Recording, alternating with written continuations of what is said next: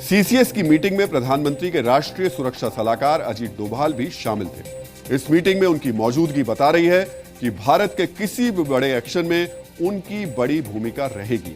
अजीत डोभाल के दिमाग में क्या इस बार कुछ अलग चल रहा है, कुछ ऐसा जो शायद इससे पहले नहीं हुआ हो, क्योंकि सूत्रों के मुताबिक पहलगाम आतंकी हमले के बाद जो बदला लेना है उसका पूरा एक्शन प्लान डोभाल ही बना रहे हैं। उन्हें अच्छी तरह पता है कि दुश्मनों को जवाब कैसे दिया जाता है और कैसे दिया जाना चाहिए।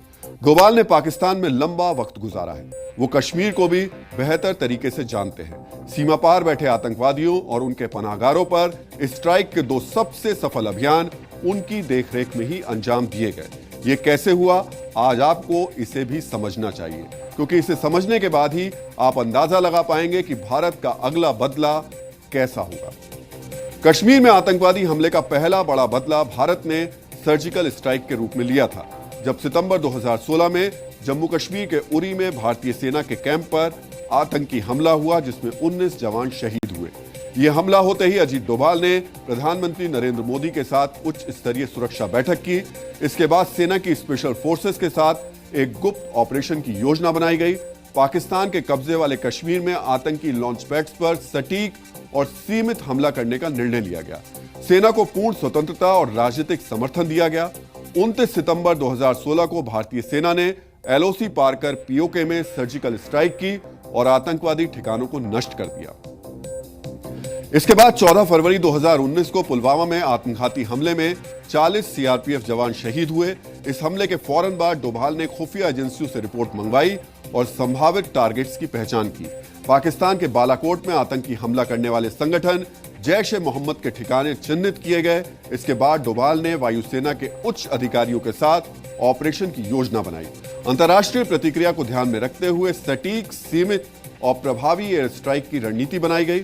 26 फरवरी 2019 को भारतीय वायुसेना ने बालाकोट में हवाई हमला कर आतंकी शिविरों को तबाह किया। अचूक प्लानिंग और खुफिया नेटवर्क का बेहतर इस्तेमाल, ये अजीत डोभाल की सबसे बड़ी ताकत है और अपनी इस ताकत का एहसास वो पाकिस्तान को 2 बार करा चुके हैं, एक बार जमीन पर, दूसरी बार आसमान से।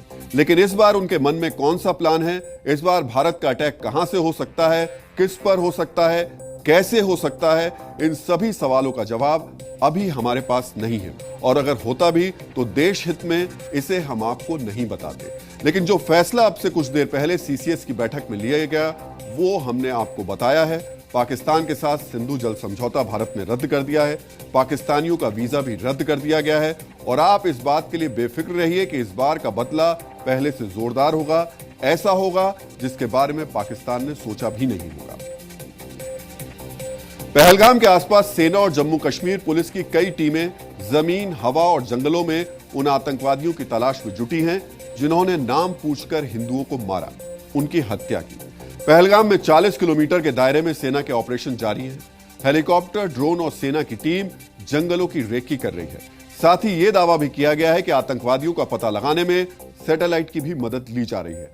एलओसी पर भी कॉम्बिंग ऑपरेशन चल रहे हैं ताकि किसी भी तरह से आतंकवादियों को भागने का मौका ना मिले। सूत्रों के मुताबिक दावा किया गया है कि हमले के बाद आतंकवादी शायद 40 किलोमीटर के रेडियस में किसी गांव में छिपे हुए हैं। अब टारगेट है किसी तरह हमला करने वाले आतंकवादियों को जिंदा पकड़ लिया जाए। माना जाता है कि कश्मीर में पिछले कई दशकों में इस लेवल का ऑपरेशन नहीं हुआ। सेनाओं के साथ जो खुफिया एजेंसियां हैं वो भी अलर्ट मोड पर हैं। यही वजह है कि आज पहलगाम से आई कई तस्वीरों में सेना के हेलीकॉप्टर्स दिखाई दिए, जो हमारी सेना और कमांडोज को एक सेक्टर से दूसरे सेक्टर की तरफ ले जा रहे थे। कश्मीर में आज के पूरे कॉम्बिंग ऑपरेशन पर हमने एक वीडियो रिपोर्ट तैयार की है, जो आज आपको जरूर देखनी चाहिए।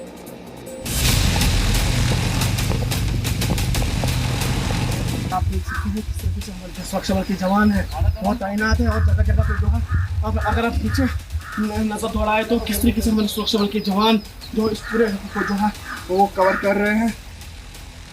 सुरक्षा बल इन पूरे जंगलों में जो है इस वक्त तलाशी अभियान चला रहे हैं। एंटी टेरर स्क्वाड, एनआई की टीम, वहीं सेना के कमांडोज यहाँ पर मौजूद है। भारतीय सेना और जम्मू कश्मीर पुलिस ने इलाके में अपनी निगरानी को और मजबूत किया, जिसमें कि ज़मीनी और हवाई सर्विलेंस पर खास ध्यान दिया गया। साथ ही साथ जंगली इलाके तथा खराब मौसम को ध्यान में रखते हुए हमारे बहादुर जवानों ने अपने ग्राउंड के डिप्लॉयमेंट को और दुरुस्त किया।